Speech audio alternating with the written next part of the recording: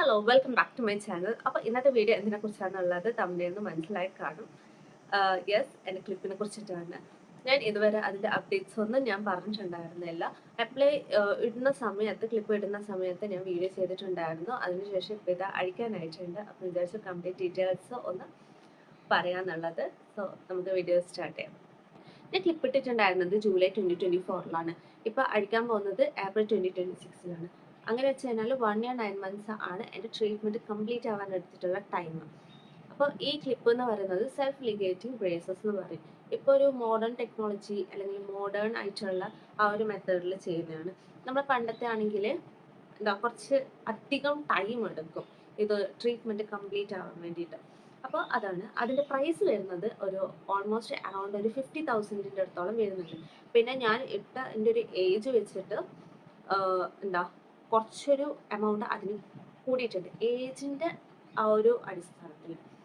അപ്പം ആ ഒരു എമൗണ്ടിലാണ് വരുന്നത്. ഇനി ഈ ബ്രേസസിൻ്റെ കുറച്ച് ബെനിഫിറ്റ്സ് എന്താണെന്ന് പറഞ്ഞുതരാം. കോമൺ ആയിട്ടുള്ളതാണ് പറയുന്നത് ഫസ്റ്റ്.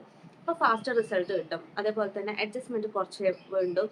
അധികം എന്താ പറയുക അതിന് നമ്മൾ ഭയങ്കര എന്താ പറയുക ടൈം അതിന് വേണ്ടിയിട്ട് കൊടുക്കേണ്ട ആവശ്യമില്ല.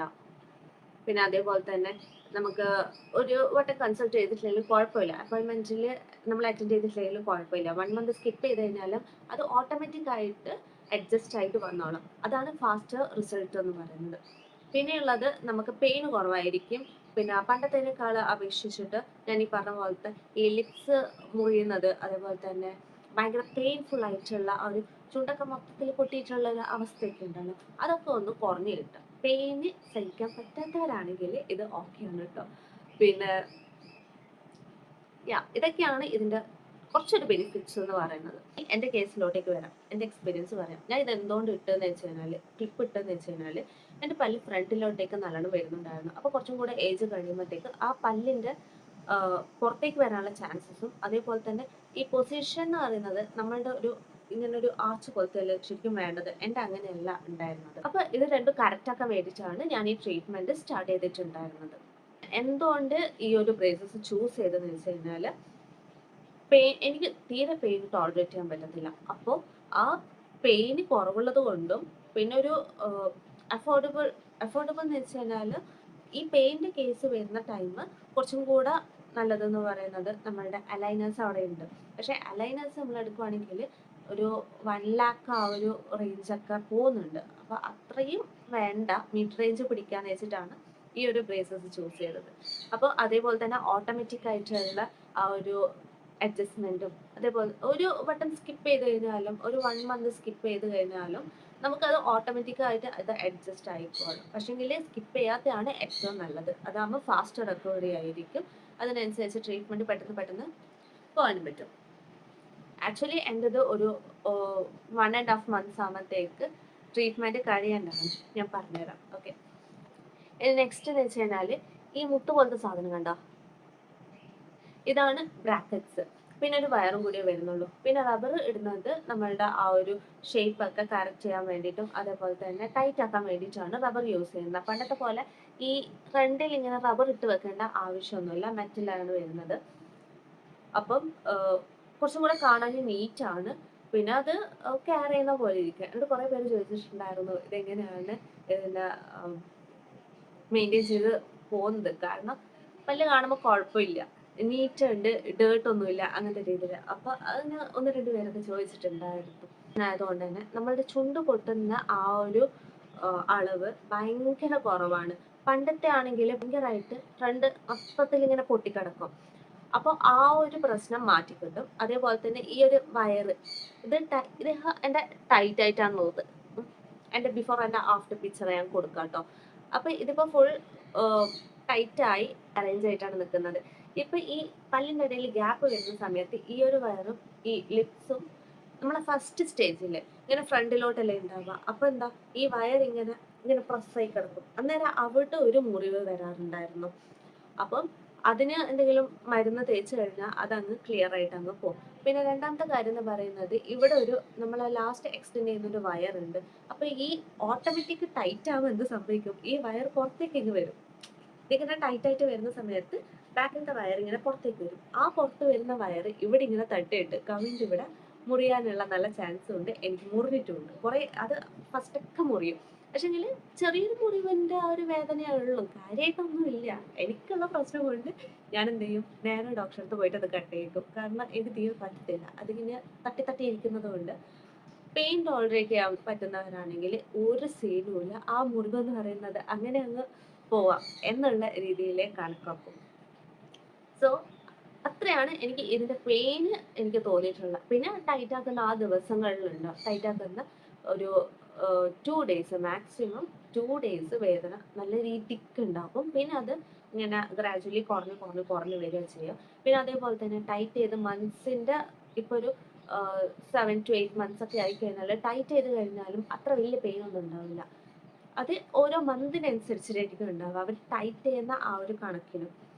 അങ്ങനെ ഈ ട്രീറ്റ്മെന്റ് എടുക്കുന്ന എല്ലാ മാസങ്ങളിലും പെയിൻ ഉണ്ടാവുമെന്ന് പറയാൻ പറ്റില്ല, പെയിൻ ഉണ്ടാവില്ല എന്നും പറയാൻ പറ്റില്ല. അവർ എത്രയാണോ ടൈറ്റ് ചെയ്യുന്നത് അതിനനുസരിച്ച്. ഇപ്പോൾ ഇവിടുത്തെ ടൈറ്റ് എന്ന് പറയുന്നത് റബ്ബർ ഇട്ടിട്ടുള്ള ടൈറ്റ് അല്ല. ഈ വയറുണ്ടല്ലോ, ഈ വയറിന്റെ തിക്നെസ്, അതേപോലെ തന്നെ അവർ ബാക്കോട്ടേക്ക് എടുക്കുന്ന ആ ഒരു അറേഞ്ച് ചെയ്ത് വെക്കുന്നതിനനുസരിച്ചിട്ടാണ് പെയിന്റ് ലെവൽ വരുന്നത്, ടൈറ്റ് ആക്കുന്നത്. സോ ഇത്രയാണ് ഇതിലുള്ളത്. പിന്നെന്താണ് സംഭവം എന്ന് പറയുന്നത്, ഫുഡ് എന്ത് കഴിക്കാൻ പറ്റും, എന്ത് കഴിക്കാൻ പറ്റില്ല. ഓക്കെ, സോ നമുക്ക് ഇഷ്ടപ്പെട്ട കുറേ ഫുഡ് ഐറ്റംസ് നമുക്ക് ഒഴിവാക്കേണ്ടി വരും. ഓക്കെ, കംപ്ലീറ്റ്ലി നമുക്ക് പോക്കാൻ പറ്റത്തില്ല, എന്നാലും മാക്സിമം വേണ്ടിവരും. എൻ്റെ കേസിൽ ഞാൻ കുറേ ഒഴിവാക്കിയിട്ടുണ്ട്. അപ്പം ട്രീറ്റ്മെന്റ് കഴിഞ്ഞാൽ കഴിക്കണം എന്നുള്ള ആ ഒരു ഇതിൽ ഇരിക്കുകയാണ്. ഓക്കെ, അപ്പൊ ഞാൻ കഴിക്കുന്ന എങ്ങനെയാണെന്ന് വെച്ച് കഴിഞ്ഞാൽ ഞാൻ കംപ്ലീറ്റ് ഒഴിവാക്കില്ല കേട്ടോ. നമ്മൾ ഈ ക്ലിപ്പ് ഇട്ട് കഴിഞ്ഞാൽ പറയുന്നത് കട്ടികള കഴിക്കാൻ പാടില്ല, അതേപോലെ തന്നെ ഈ പേരക്ക അങ്ങനത്തെ ഫ്രൂട്ട്സ് ഉണ്ടല്ലോ നല്ല കടിച്ചു കട്ടിക്കുന്നത്. ഈ ഫ്രണ്ട് പല്ല് വെച്ചിട്ട് ഞാൻ കടിക്കാറേ ഇല്ല, ഈ പല്ലുകൾ യൂസ് ചെയ്യാറേ ഇല്ല, എല്ലാം പൊട്ടിച്ചിട്ടുള്ള പരിപാടികളാണ്. അതേപോലെ തന്നെ മുറുക്ക്, ചിപ്സ് അങ്ങനത്തെ ഒരു സാധനം കഴിക്കാൻ പാടില്ല എന്നാണ് പറഞ്ഞത്, പക്ഷെ ഞാൻ കഴിക്കാറുണ്ട്. അങ്ങനെ വെച്ചാൽ ഈ ഒന്നിക്കലും നമുക്കത് ക്രഷ് ചെയ്തിട്ട് കഴിക്കുക, അല്ലെ കുത്തിപ്പൊട്ടിച്ചിട്ട് ആ സമയത്ത് കുത്തിപ്പൊട്ടിച്ചിട്ട് എന്താ ചെറിയ ചെറിയ പീസ് ആക്കിയിട്ട് നമുക്ക് ഈ ബാക്കിലത്തെ പല്ലുണ്ടല്ലോ അത് യൂസ് ചെയ്തിട്ട് കഴിക്കാം. ഞാൻ അങ്ങനെ കഴിക്കാറ്. പിന്നെ ഭയങ്കരമായിട്ട് chewy ആയിട്ടുള്ള സാധനങ്ങൾ, ഇപ്പൊ എന്താ ചോക്ലേറ്റ് നമ്മൾ എടുക്കുവാണെങ്കിൽ ഭയങ്കര chewy ആയിട്ട് ഇങ്ങനെ നിൽക്കുകയാണെങ്കിൽ, ചുയിങ്കം പോലത്തെ ഗം ഉണ്ടല്ലോ, ആ സാധനം എടുക്കുകയാണെങ്കിൽ ഈ ക്ലിപ്പുകൾ പൊട്ടാനുള്ള ചാൻസ് ഉണ്ട്, അഴുകിപ്പോ അവിടുന്ന് ആ ഒരു പ്രഷർ വന്നിട്ട് അത് അഴുകിപ്പോകും.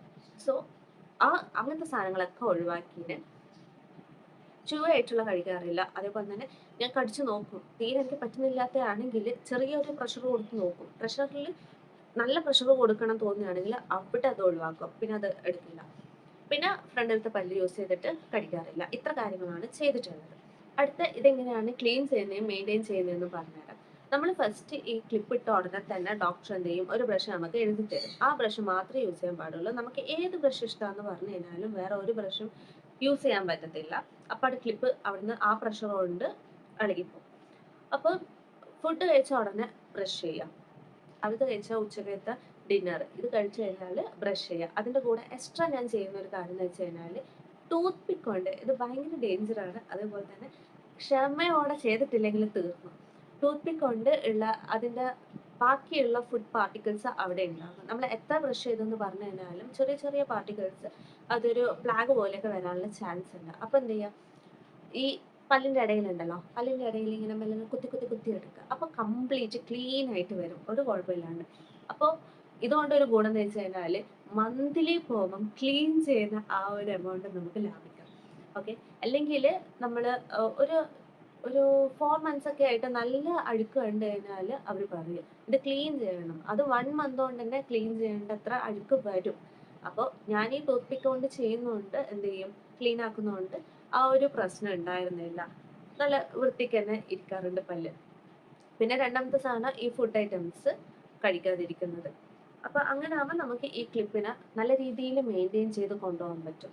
അതേപോലെ തന്നെ ഫാസ്റ്റർ ആയിട്ടുള്ള റിക്കവറി. ഒറ്റ കാര്യം എൻ്റെ അടുത്ത് ഡോക്ടർ പറയാറുള്ളൂ, അവസാനമൊക്കെ പറഞ്ഞിട്ടുണ്ടായിരുന്നത്, ഈ പല്ലിൻ്റെ ഇടയിൽ അഴുക്ക് വരുന്നത് കൊണ്ട് എന്ത് ചെയ്യും, ഇത് തമ്മിൽ പ്രസ് ആവേണ്ട ആ ഒരു ഇത് മാറിയിട്ട് നടുക്കൊരു ഒബ്സ്റ്റക്കിൾ വന്നല്ലോ, അപ്പൊ ഇതെന്ത് ചെയ്യും, ഇത് ഇങ്ങനെ പ്രസ് ആവുന്നതിന് പകരം ഇങ്ങനെ പ്രസ് ആയിട്ട് അവിടെ നിൽക്കും.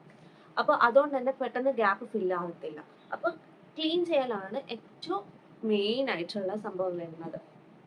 ഒരു കാര്യം വരുന്നത് ക്ലീനിങ് ആണ്. അപ്പോൾ അങ്ങനെയാണ് ഞാൻ എൻ്റെ ഈ ക്ലിപ്പ് മെയിൻറ്റെയിൻ ചെയ്ത് കൊണ്ടുപോകാം. ഇനി ഇത് പൊട്ടീനോ എന്ന് ചോദിച്ചു കഴിഞ്ഞാൽ യെസ്, പൊട്ടിയിട്ടുണ്ട്. ഒന്ന് ഞാൻ പറഞ്ഞ കേട്ടോ, ഈ നമ്മളുടെ മോളാർ ഉണ്ടല്ലോ, ഏറ്റവും ബാക്കിലത്തെ, എനിക്ക് ബാക്കിലത്തെ പല്ലില്ല, അതിന്റെ ഫ്രണ്ടിലത്തെ മാത്രമേ ഉള്ളൂ. അപ്പൊ അതിനാണ് ലാസ്റ്റ് പല്ലായിട്ട് അതാണ് എടുത്തിരിക്കുന്നത്. അപ്പൊ അതിന്റെ ഫ്രണ്ടിലത്തെ, ഓക്കെ, ഞാൻ ഒരു കാര്യം പറയാൻ വിട്ടുപോയി.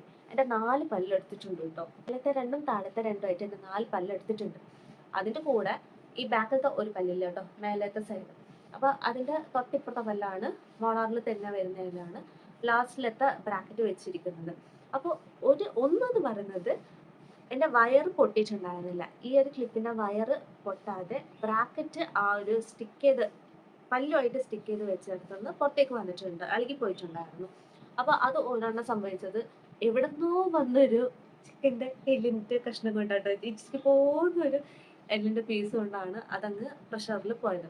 അപ്പൊ അത് അടുത്ത നെക്സ്റ്റ് മന്ത് കാണിച്ചു, സീൻ ഉണ്ടായിരുന്നില്ല. കാരണം ഏറ്റവും ലാസ്റ്റ് പല്ലിന്റെ ഫ്രണ്ടിലത്തെ പല്ലിലായിരുന്നു പല്ലിന്റെ ബ്രാക്കറ്റ് ആണ് പൊട്ടിയിട്ടുണ്ടായിരുന്നത്. അതുകൊണ്ട് തന്നെ വേറെ ഒരു പ്രശ്നവും വന്നിട്ടില്ല. അത് അവിടെ നിന്ന് ഇളകി കളിക്കുന്നതിനെ കൊണ്ട് ഒരു അതിന്റെ ഒരു ചേഞ്ച് അല്ലെ ഇമ്പാക്റ്റ് നമുക്ക് നമ്മളുടെ ട്രീറ്റ്മെന്റിൽ വേറെ ഒന്നും ബാധിച്ചിട്ടുണ്ടായിരുന്നില്ല. എന്നാലും കാണിച്ചപ്പോൾ ജസ്റ്റ് ഒന്ന് അതൊന്ന് അവിടെ സ്റ്റിക്ക് ചെയ്തു, ചെറിയ രീതിയിൽ ഒന്ന് സ്റ്റിക്ക് ചെയ്താണ് വെച്ചു. പിന്നെ രണ്ടാമത് പൊട്ടിയത് എങ്ങനെയാ വെച്ചാൽ, ലാസ്റ്റ് ഈ ട്രീറ്റ്മെന്റ് കഴിഞ്ഞു എന്ന് പറഞ്ഞ സമയത്ത് അത്രയും കാലം ഞാൻ പൊന്നിച്ച് കൊണ്ടുവന്നിട്ട് ഏറ്റവും ലാസ്റ്റ് ട്രീറ്റ്മെന്റ് കഴിഞ്ഞു, എന്നെ 1 മന്ത് ഇതിങ്ങനെ വെക്കണം എന്ന് പറഞ്ഞു. അത് ഞാൻ ആ സ്റ്റോറി ഇത് പറഞ്ഞുതരാം കേട്ടോ എന്താണെന്നുള്ള. ആ ടൈമാണ് ഏറ്റവും ലാസ്റ്റിലെ മോളാറിലെ ആ ഒരു ബ്രാക്കറ്റ് ഇളകിപ്പോയി. ആ ഇളകിയെന്ന് പറയുന്നത് ഭയങ്കര ഇമ്പാക്റ്റ് ആയിരുന്നു ബാക്കിയുള്ള പല്ലുകൾക്ക് വരുത്തിക്കൊണ്ടിരുന്നത്. എനിക്ക് ഡെയിലി ഈ പല്ല് ക്ലിപ്പ് ടൈറ്റ് ആക്കിയാലുള്ള പെയിൻ ആയിരുന്നു ഡെയിലി വന്നുകൊണ്ടിരുന്നത്. കാരണം ഇവിടുത്തെ ലാസ്റ്റിലത്തെ ബ്രാക്കറ്റ് ഇളകിയപ്പോൾ രണ്ടാമത്തെ ബ്രാക്കറ്റുമായിട്ട് അത് ജോയിൻ ആവാൻ നിന്നു. അന്നേരം ഈ ഇതിട്ടിട്ടുണ്ട് റബ്ബർ ബാൻഡ്, ഇവിടെ മുതൽ ഇവിടം വരെ ഇട്ട റബ്ബർ ബാൻഡ് ഇവിടെ നിന്ന് ഇളകിയിട്ട് ഇങ്ങോട്ടേക്ക് പ്രഷർ വരാൻ തുടങ്ങി.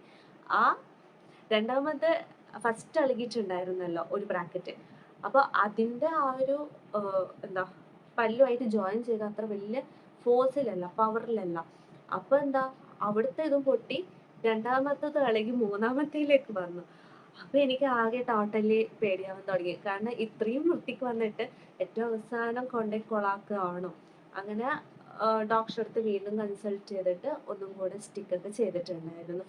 ആ ഒരു 2 ബ്രാക്കറ്റ് ഇളകി പോകലാണ് ആകെ ടോട്ടലി വന്നിട്ടുള്ളത്. ബാക്കിയൊന്നും പ്രശ്നം ഉണ്ടായിരുന്നില്ല. കാരണം അത്രയും, അപ്പൊ എനിക്ക് തോന്നിയിട്ടുണ്ടായിരുന്നത് ബ്രഷിന്റെ പ്രശ്നം കൊണ്ടാണ്. കാരണം ബ്രഷിന്റെ ചെറിയ ബ്രിസിൽസ് അവിടെ തട്ടുമ്പോൾ കുറച്ചൊന്ന് യൂസ് ചെയ്ത, എന്നാലും യൂസ് ചെയ്തില്ല, 4 months ആയിട്ടുള്ളൂ. എന്നാലും അതിന്റെ എന്തോ ഒരു പ്രശ്നം കൊണ്ട് തട്ടിയിട്ടാണ് അത് ഇളകിപ്പോയത്. ഓക്കെ, സോ അങ്ങനത്തെ പ്രശ്നങ്ങൾ ഫസ്റ്റിലേ വന്നു കഴിഞ്ഞാൽ ഭയങ്കര ബുദ്ധിമുട്ടായിരിക്കും. എനിക്ക് ലാസ്റ്റിൽ വന്നതുകൊണ്ട് തന്നെ എന്താ ട്രീറ്റ്മെന്റ് കുറച്ചും കൂടെ ലാഗ് ആയിപ്പോയി. ഞാൻ ഈ പറഞ്ഞ പോലെ എൻ്റെ ട്രീറ്റ്മെന്റ് 1.5 year കൊണ്ട് തീരേണ്ടതായിരുന്നു. അത് തീരാൻ പറ്റാത്തതിന്റെ കുറച്ച് റീസൺസ് എന്ന് വെച്ച് കഴിഞ്ഞാൽ, എൻ്റെ ഈ താഴത്തെ സെക്ഷനിലെ ഈ പല്ലുണ്ടല്ലോ അവിടെ ഗ്യാപ്പ് വന്നു പെട്ടെന്ന്. അവിടുത്തെ ട്രീറ്റ്മെന്റ് കഴിഞ്ഞു എന്ന് പറഞ്ഞു, പക്ഷെങ്കിൽ ഗ്യാപ്പ് വന്നുപോയി. ഗ്യാപ്പ് വന്നപ്പോൾ അത് അടക്കാൻ വേണ്ടിയിട്ട് ഒരു 2 or 3 months എടുത്തു, അതൊന്ന് ഗ്യാപ്പ് കവർ ചെയ്ത് വരാൻ വേണ്ടിയിട്ട്. അപ്പോൾ താഴത്തെ കംപ്ലീറ്റ് കഴിഞ്ഞു. പിന്നെ മേലത്തെ കഴിഞ്ഞപ്പോൾ ഒരു 2 months അതിനും എടുത്തു. 2 months എടുത്ത് കഴിഞ്ഞിട്ടാണ് കംപ്ലീറ്റ് കഴിഞ്ഞു എന്ന് പറഞ്ഞത്. അപ്പോഴത്തേക്ക് ലാസ്റ്റിലത്തെ പല്ലും ലാസ്റ്റിലത്തെ ബ്രാക്കറ്റ് പൊട്ടിയിട്ടുണ്ടായിരുന്നു, ഇളകി വന്നിട്ടുണ്ടായിരുന്നത്. അപ്പൊ അതും സ്റ്റിക്ക് ചെയ്ത് കഴിഞ്ഞു. അപ്പൊ എന്റെ ട്രീറ്റ്മെന്റ് ഫെബ്രുവരിയിൽ കഴിഞ്ഞു. അപ്പൊ മാർച്ച് നല്ലോണം ശ്രദ്ധിക്കാൻ പറഞ്ഞു, ഒരു ബ്രാക്കറ്റ്സ് ഇളകി പോരും, പൊട്ടിക്കരുത് എന്നൊക്കെ പറഞ്ഞു. എന്നിട്ടാണ് അവസാനത്തത് എനിക്ക് പണി തന്നിട്ടുണ്ടായിരുന്നത്. എന്നാലും കുഴപ്പമില്ല, ഞാനൊരു 2 days കൊണ്ട് തന്നെ പോയി കാണിച്ചു, അത് ഫിറ്റ് ചെയ്ത് വെച്ചു. പിന്നീട് ഇനിയിപ്പോൾ കാണിക്കുന്നത് ഇപ്പോഴാണ്, ഏപ്രിലാണ്. അപ്പൊ അതിന്റെ റീസൺ എന്ന് വെച്ച് കഴിഞ്ഞാൽ, ഇപ്പൊ നമ്മളുടെ ട്രീറ്റ്മെന്റ് കംപ്ലീറ്റ് ആയി കഴിഞ്ഞാൽ പെട്ടെന്ന് തന്നെ ഈ ഒരു റീറ്റെയിനേഴ്സ് എന്ന് പറഞ്ഞ സാധനമുണ്ട്, ഒരു സിംഗിൾ കമ്പിയൊക്കെ ഇടാറില്ലേ. അപ്പൊ ആ സാധനം അതെന്ന് വെച്ച് കഴിഞ്ഞാൽ, നമ്മളുടെ ഇപ്പം ഈ ഒരു പല്ല് പ്രഷറിലാണ് ബാക്കോട്ട് പോയിരിക്കുന്നത്. അപ്പോൾ നമ്മൾ പെട്ടെന്ന് അഴിച്ചിട്ട് ഇപ്പൊ സിംഗിൾ ക്ലിപ്പ് ഇടുകയാണെങ്കിൽ പുറത്തേക്ക് തള്ളി വരും, വീണ്ടും വരും. അപ്പോൾ വീണ്ടും നമ്മൾ ട്രീറ്റ്മെന്റ് സ്റ്റാർട്ട് ചെയ്യണം. അപ്പോൾ അതിന് പകരം ഒരു 1 മന്ത് അങ്ങനെ വെക്കും. ഇപ്പൊ ഏത് പൊസിഷനിലാണോ ഉള്ളത്, ഇപ്പൊ എൻ്റെ ഈ പൊസിഷൻ, അപ്പൊ അത് അങ്ങനെ തന്നെ 1 മന്ത് ആ ഒരു പ്രഷറിൽ നിൽക്കും. ആ പ്രഷർ മെയിൻറ്റെയിൻ ചെയ്ത് 1 മന്ത് കഴിഞ്ഞ് കഴിഞ്ഞാൽ നെക്സ്റ്റ് മന്ത് ആണ് റീറ്റെയിനർ ഇടുക. അപ്പോൾ ഈ റീറ്റെയിനർ ഇടുന്ന എന്തിനാന്ന് വെച്ച് കഴിഞ്ഞാൽ നമ്മളെ ബാക്കോട്ട് പോയ പല്ലിന് അങ്ങനെ തന്നെ പിടിച്ചു നിൽക്കാൻ വേണ്ടിയിട്ട്. ഇല്ലെങ്കിൽ അത് പുറത്തേക്ക് വന്ന് ഞാൻ ഈ പറഞ്ഞ പോലെ തന്നെ അടുത്തൊരു ട്രീറ്റ്മെന്റ് സ്റ്റാർട്ട് ചെയ്യേണ്ടി വരും. അപ്പോൾ നെക്സ്റ്റ് എനിക്ക് ചെയ്യാൻ പോകുന്നത് ഈ ഒരു ക്ലിപ്പ് അഴിച്ചു കഴിഞ്ഞാൽ റീറ്റെയിനർ ഇടാണ്. അപ്പം ഞാൻ ഉദ്ദേശിക്കുന്ന റീറ്റെയിലർ എന്ന് പറയുന്നത് പല്ലിന്റെ ബാക്കിൽ ഇടുന്നത്. കാരണം എനിക്ക് ഭയങ്കര മടിയാണ് ഈ റബ്ബർ ബാൻഡ് ഇടുമ്പോൾ തന്നെ എനിക്ക് മനസ്സിലാവാറുണ്ട്. ഞാൻ പല രീതിയിൽ റബ്ബർ ബാൻഡ് ഇട്ടിട്ടുണ്ട്. കാരണം ആ ഒരു പൊസിഷൻ കറക്റ്റ് ആക്കാൻ വേണ്ടിയിട്ട്, അതിന്റെ ഒരു ഷേപ്പ് കറക്റ്റ് ആക്കാൻ വേണ്ടിയിട്ട്. പൊസിഷൻ അല്ല, പല്ലിന്റെ ഷേപ്പ്. എനിക്കൊരു കൊന്തം പല്ലിലൊക്കെ ഇവിടെ ഉണ്ടായിരുന്നു. ഈ കൊന്തം പല്ലിനെ ഉള്ളിന്ന് പുറത്തേക്ക് ഇടാൻ വേണ്ടിയിട്ടും അതേപോലെ തന്നെ ഞാൻ ഈ പറഞ്ഞ ഷേപ്പ് മാറ്റിയിട്ട് തിരിച്ച് അതിന്റെ നോർമൽ ഷേപ്പിലേക്ക് കൊണ്ടുവരാൻ വേണ്ടിയിട്ടൊക്കെ റബ്ബർ ബാൻഡ് ഇട്ടിട്ടുണ്ടായിരുന്നു. അപ്പോൾ 1-2 റബ്ബർ ബാൻഡ് ദിവസമൊക്കെ വിട്ടിട്ടൊക്കെയാണ് നമുക്ക് റബ്ബർ ബാൻഡ് ഇടാനുണ്ടാവുക. അപ്പൊ എന്താ കുറച്ച് സ്കിപ്പൊക്കെ ആക്കിയിട്ടുണ്ട്. വിചാരിച്ചു ബാക്കിലത്തെ ആ ഒരു റീറ്റെയിനർ ഇടാന്നുള്ളത്. അതാകുമ്പോൾ ഫിക്സ് ആക്കിയിട്ട് വെക്കുന്നതാണ്. എനിക്കറിയില്ല, ഇനിയിപ്പം ചെന്നിട്ട് നോക്കണം എന്താന്നുള്ളത്. എല്ലാ കാര്യങ്ങളും കവർ ചെയ്തെന്നാണ് വിചാരിക്കുന്നത്. ഓൾമോസ്റ്റ് എല്ലാ കാര്യം കവർ ചെയ്തിട്ടുണ്ട്. ഇനിയുള്ളത് റീറ്റെയിനേഴ്സ് ഇട്ടിട്ടുള്ള കാര്യമാണ്. അപ്പൊ അതിന്റെ പ്രോസ് എന്താണ് കോൺസ് എന്താണെന്നുള്ള ഒന്നും അറിയത്തില്ല. എന്നാലും അത് ഇട്ട് കഴിഞ്ഞിട്ട് എന്താ കാര്യം എന്നുള്ളത് ഞാൻ നിങ്ങളുമായിട്ട് ഷെയർ ചെയ്യാം. അപ്പോൾ ഇന്നത്തെ വീഡിയോ ഇത്രയേ ഉള്ളൂ. ബാക്കിയുള്ള അപ്ഡേറ്റ്സ് ഞാൻ വീഡിയോ പറഞ്ഞുതരാം. അപ്പം വീഡിയോ ഇഷ്ടപ്പെട്ടിട്ടുണ്ടെങ്കിൽ ലൈക്ക് ചെയ്യുക, ഷെയർ ചെയ്യുക, സബ്സ്ക്രൈബ് ചെയ്യുക, സപ്പോർട്ട് ചെയ്യുക. ബൈ.